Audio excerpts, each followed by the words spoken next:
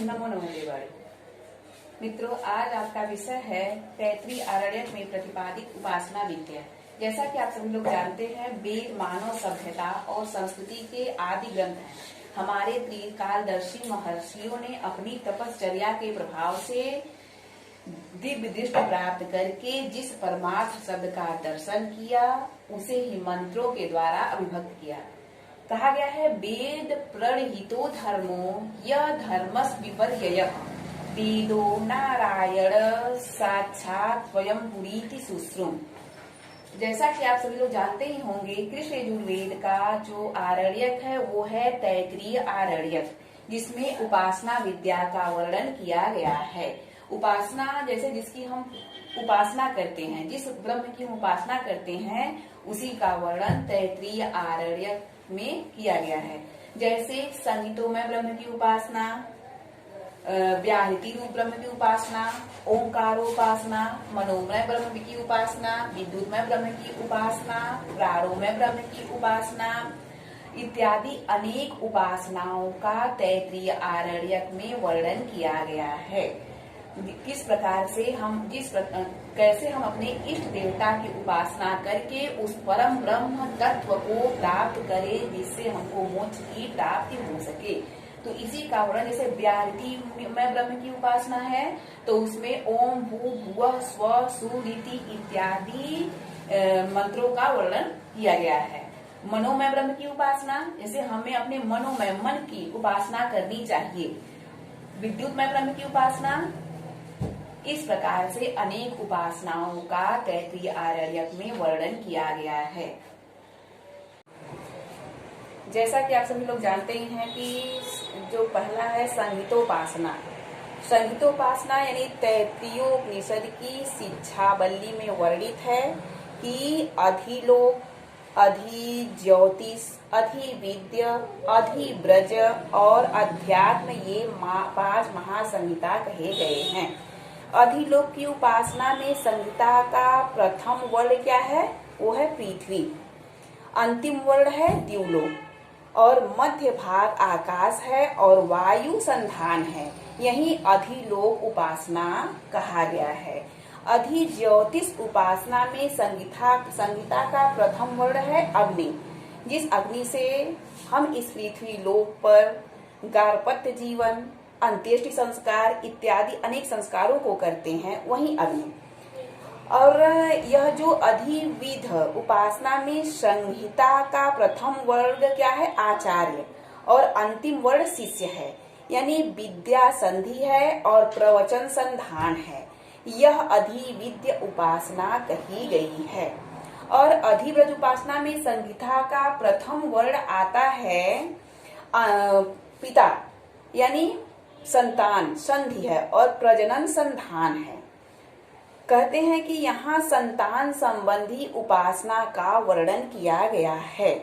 इसके बाद अध्यात्म दर्शन का वर्णन है। इसमें संहिता का प्रथम वर्ग नीचे का हनु, संहिता का प्रथम वर्ग नीचे का मुख के नीचे के भाग का जो हनु है उसका वर्णन किया गया है। इस प्रकार ये महासंहिताएं कहलाती हैं।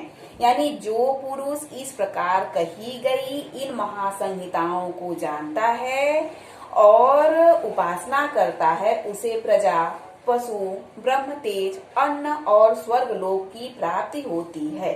आगे कहते हैं कि हमें किसकी उपासना करनी चाहिए? व्याहृति में ब्रह्म की उपासना करनी चाहिए। यानी तैतृयोपनिषद की शिक्षावल्ली के 5वें अनुवाक में व्याहृति रूप ब्रह्म की इस प्रकार से उपासना की गई है।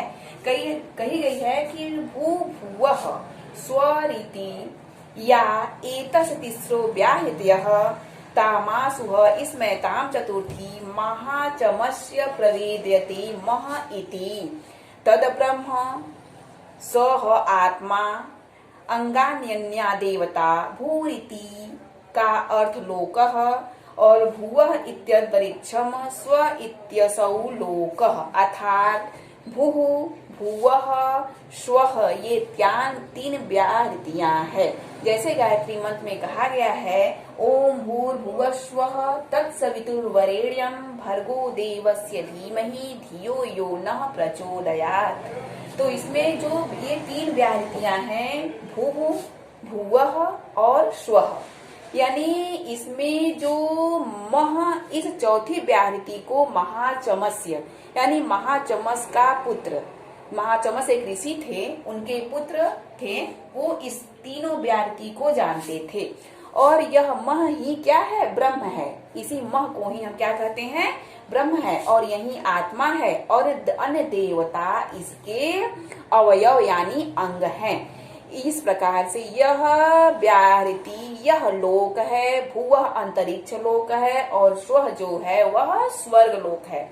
कहते हैं मह इत्यादिभ्य आदित्येन वाच सर्वे लोका महीयन्ते, भूरिति वा अग्नि, भुवः इति वायुः और सुः इति आदित्यः, मह इति चंद्रमा।